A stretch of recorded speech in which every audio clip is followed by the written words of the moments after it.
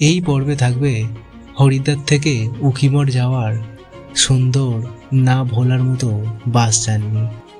সেই সঙ্গে দেখাবো দেবপ্রয়াগে গঙ্গা নদীর সঙ্গমস্থল, আর কিভাবে উখিমঠ থেকে রাশি ভিলেজ গেলাম, সেই সাথে দর্শনও করব রাকেশ্বরী মাতার মন্দিরও। যাই হোক, এবারে শুরু করা যাক আজকের পর্ব।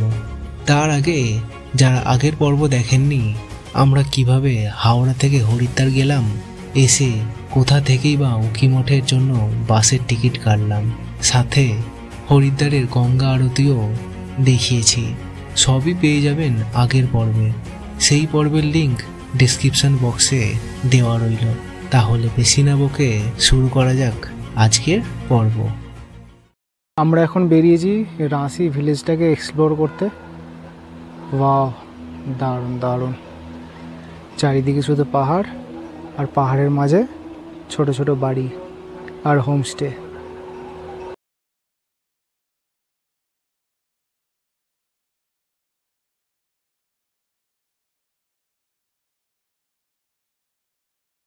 এখন সময় হয়েছে 5:10।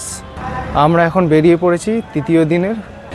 এদিকে হচ্ছে ট্যাক্সি স্ট্যান্ড, এখান থেকেও কেদারনাথ যাচ্ছে, গৌরীকুণ্ড যাচ্ছে। সামনের এখান থেকেও গাড়ি ছাড়ছে কেদারনাথ গৌরীকুণ্ড। এদিকেও আছে, এদিক দিয়েও বাস ছাড়ছে। এই রুটেই আছে বাস, খুঁজছি আমরা বাস। এখানে আমাদের গাড়ির নাম্বার দেওয়া আছে, গাড়ির নাম্বার দেওয়া অনুযায়ী আমাদের গাড়ি খুঁজে পেয়ে গেছি। 272 গাড়ির নাম্বার, আর সিট হচ্ছে 7 আর 8। এখানে আমরা রেনকোট নিয়ে নিলাম 100 টাকা, 50 টাকা করে। ওখানে বলছে একটু দাম বেশি, এখান থেকে নিয়ে নিলাম। এই হচ্ছে আমাদের বাস।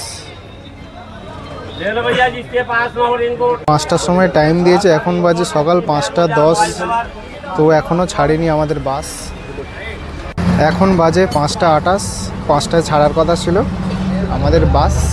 এখন রওনা দিল উখিমঠের উদ্দেশ্যে। এই হরিদ্বারের শহরে তখন ভোরবেলার আলো ঠিক করেও ফোটেনি, আর আমরা এগিয়ে চললাম উখিমঠ যাওয়ার উদ্দেশ্যে। হরিদ্বার থেকে উখিমঠের দূরত্ব 210 কিলোমিটার। সময় লাগবে 6 থেকে 7 ঘন্টা মতো। রাস্তায় জ্যাম থাকলে 9 থেকে 10 ঘন্টাও লাগতে পারে।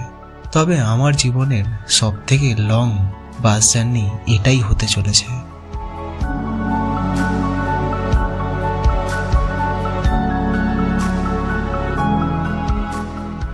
কে জানতো যে এটাই আমার জীবনের সব থেকে সুন্দর বাস জার্নি হবে।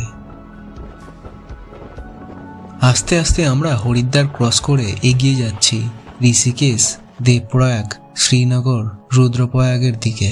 যত এগিয়ে যাচ্ছি তত আশেপাশের পাহাড় যেন আরো বড় হতে লাগলো।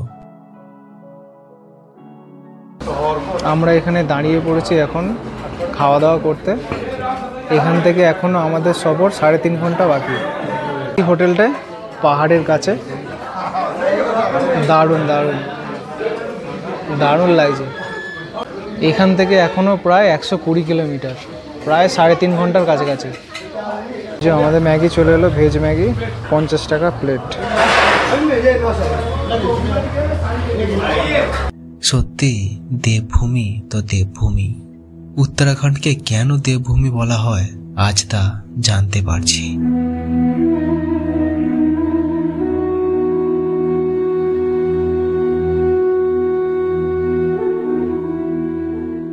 দেখতে দেখতে আমরা চলে এলাম দেবপ্রয়াগ। এখানে ভাগীরথী ও অলকনন্দা নদীর সঙ্গমস্থল দেখা যায়, আর এই দুই নদী এক জায়গায় মিশে এখান থেকেই তৈরি হয় গঙ্গা নদী।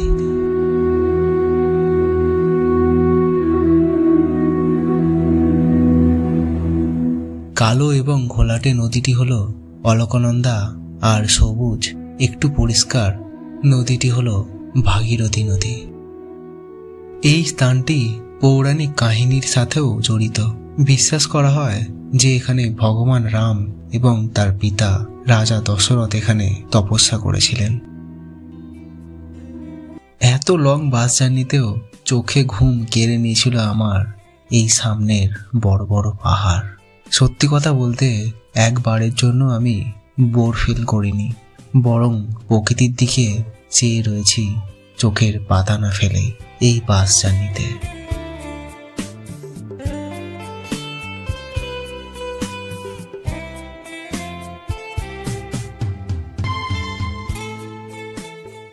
এক পাশে উঁচু উঁচু পাহাড় আর অন্য পাশে অলকানন্দা নদী, যেন প্রকৃতি নিজেই আঁকছে তার ছবি।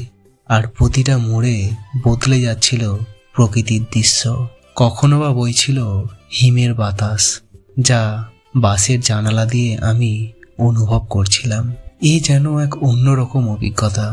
জানালার পাশে যেন আমি কোথাও হারিয়ে গিয়েছিলাম, শহরের কোলাহল থেকে দূরে এই শান্ত পরিবেশে।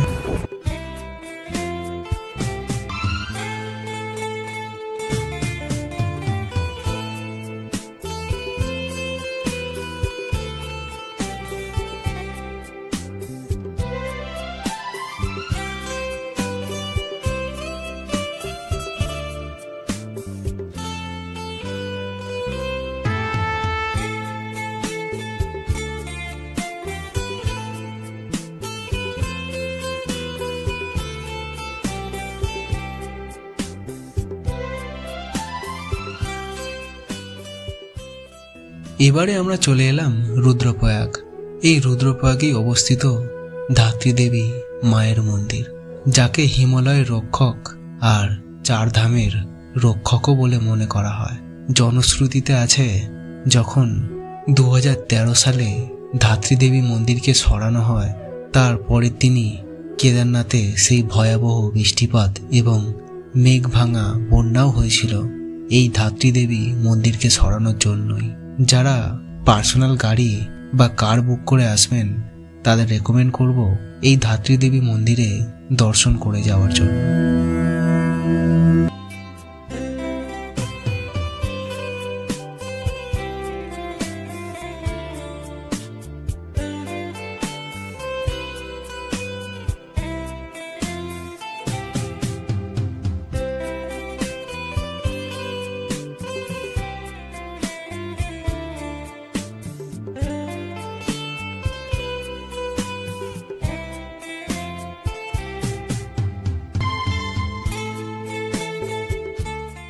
মনটা অদ্ভুতভাবে শান্ত হয়ে গিয়েছিল। এই জার্নিটা শুধু একটি জার্নি ছিল না, এটা ছিল এক অন্য রকমের অভিজ্ঞতা, যেখানে প্রকৃতি নিজের মতো করে গল্প বলছিল আর আমি নীরব শ্রোতার মতো এই গল্প শুনছিলাম। সেই মুহূর্তে শুধু দেখে যাচ্ছিলাম বাইরের এই সুন্দর প্রকৃতিকে।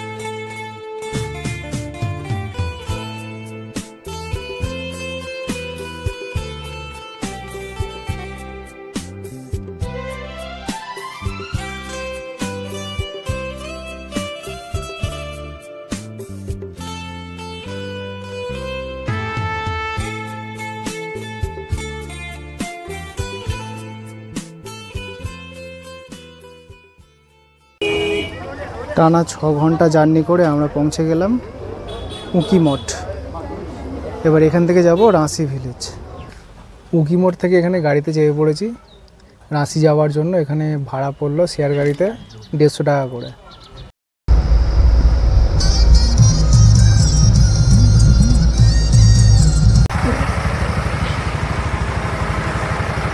আমরা এসে দাঁড়িয়েছি এই হোমস্টেটায়, আপনাদের দেখাচ্ছি লোকেশান। শুধু দেখুন লোকেশানটা, দারুণ দারুণ।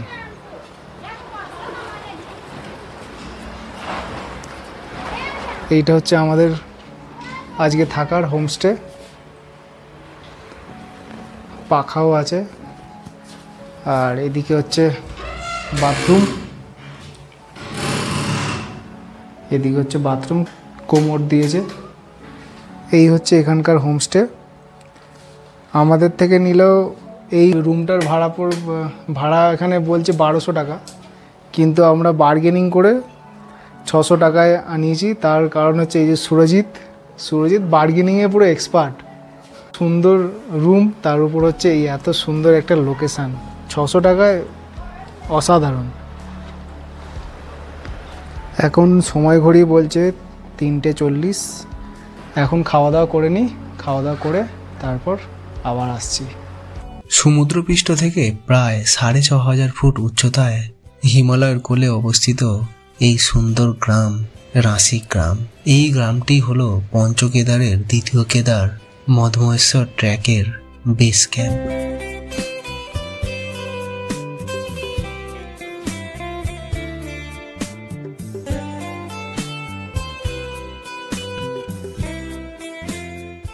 আমার লাইফে এখনো অবধি দেখা পাহাড়ের কোলে সেরা গ্রাম এই রাঁসি গ্রাম বা রাঁসি ভিলেজ। এই গ্রামেই রয়েছে রাকেশ্বরী মন্দির। খুবই জাগ্রত এই মন্দির। চলুন সবাই মিলে দর্শন করে আসি এই মন্দিরের। আমরা এখন বেরিয়েছি রাঁসি ভিলেজটাকে এক্সপ্লোর করতে। বাহ, দারুণ দারুণ। চারিদিকে শুধু পাহাড়, আর পাহাড়ের মাঝে ছোট ছোট বাড়ি আর হোমস্টে। দারুণ দারুণ, হেভি সুন্দর জায়গা। ওহ, সেই ভিউ। রাঁসি ভিলেজ এক কথায় অসাধারণ। এখানে একটা মন্দির আছে, সেই মন্দিরটা এক্সপ্লোর করতে বেরিয়েছি। এক্ষুনি সন্ধ্যা আরতি চালু হবে শুনলাম লোকালদের কাছ থেকে, তাই সেখানেই যাচ্ছি, গিয়ে সন্ধ্যা আরতিটা দেখা হবে।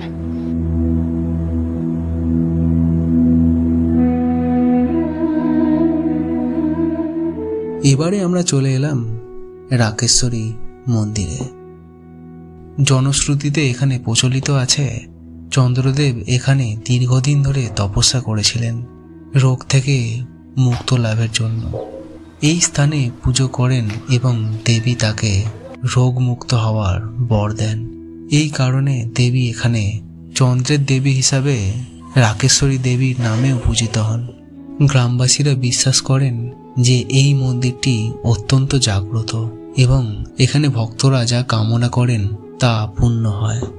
দ্বিতীয় কেদার অর্থাৎ মধমহেশ্বর মন্দির যখন বছরের 6 মাসের জন্য খোলা হয়, উখিমঠ থেকে যখন ডলি মধমহেশ্বরের জন্য রওনা হয়, তখন এই রাকেশ্বরী মায়ের মন্দিরেই 1 রাত্রির জন্য ডলি এখানে রাখা হয়।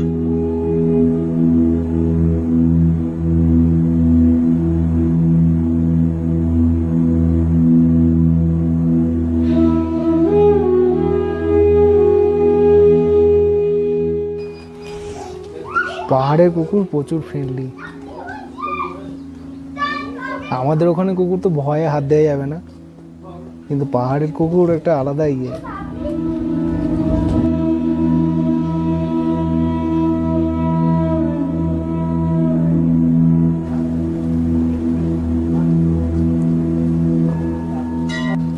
এই মুহূর্তে রাকেশ্বরী মাতার মন্দিরে পুজো দিয়ে বেরোলাম। মন্দিরের ভেতরে ক্যামেরা অ্যালাউ নেই, তাই আপনাদের দেখাতে পারলাম না। এখন এই অন্ধকারের মধ্যে দিয়ে আমরা হাঁটছি মন্দিরে পুজো দিয়ে।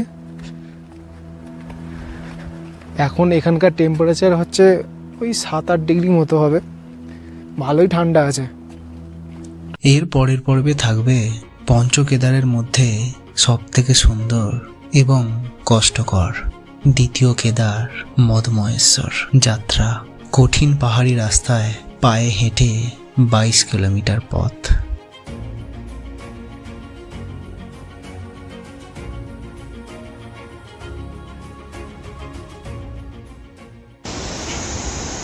রাস্তা ভাই, রাস্তা এই হচ্ছে রাস্তা। আমরা এলাম এই রাস্তা দিয়ে। উফ।